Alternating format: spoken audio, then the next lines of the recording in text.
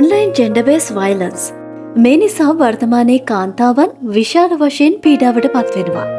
විශේෂ අවශ්‍යතා සහිත කාන්තාවන්ට මෙම ගැටලුව දෙගුණ තෙගුණ වී පැන නගිනවා.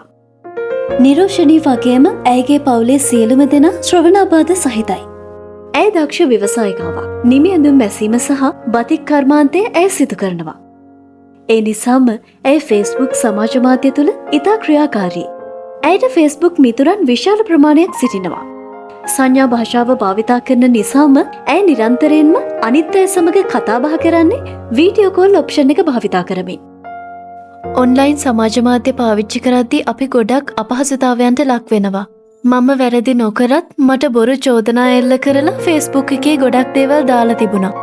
මම වැරදි නැහැ. ඒත් මං ගැන බොරු වැරදි හදලා පෝස්ට් ෂෙයා කරලා තිබ්බා. මේ වීඩියෝ කෝල් ලබා ගැනීමේදී ඇතැම් අවස්ථාවල ඇගේ ෆේස්බුක් සිටින මිතුරන් ස්ක්‍රීන්ෂොට් ලබාගෙන ඒවා භාවිතා කරමින් ඇයට අනියම් යෝජනා යොමු කර තිබෙනවා. ඇය ඒවාට අකමැතිවීමේදී ඇයගේ ඡායාරූප අසභ්‍ය ලෙස ෆේස්බුක් මාධ්‍යයේ දමා ඇයව මානසිකව පීඩාවට ලක්කොට තිබෙනවා. මට ඒවා දකින්නකොට ගොඩාක් ලැජ්ජයි. ඒ වගේම දුකයි. ගොඩක් තරහයි. මගේ ෆොටෝ එකත් එක්කමයි ඒවා දාලා තිබුණේ. සමහර අය මට කතා කරනවා වැරදි සම්බන්ධතා හදාගන්න, වැරදි දේවල් කරන්න. මෙහෙම දේවල් සිද්ධ වෙනකොට මට හරිම වේදනයි. මගේ පපුව කඩාගෙන යන්න තරම් පුදුමාකාර තරහක් මට එනවා. මේ ප්‍රශ්නේ සිද්ධ වුණාට පස්සේ මගේ ෆේස්බුක් එකේ තිබ්බ හැම ෆොටෝ එකක්ම ඔක්කොම මම අයින් කරලා දැම්මා.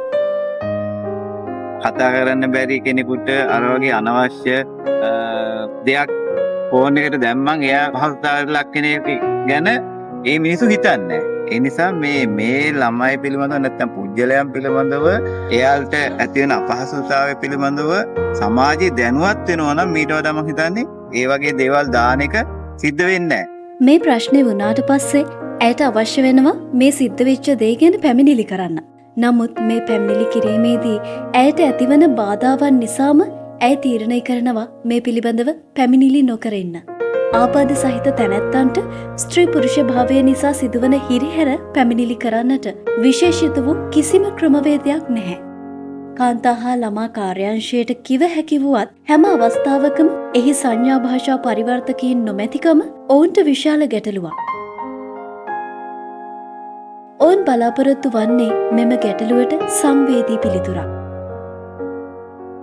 ඔවුන්ට පමණක් නොව අනාගතය භාරගැනීමට සිටින ආබාධ සහිත පුංචි දියණියන්ට මේ ඉතා වටින බව ඔවුන්ම කියා සිටිනවා.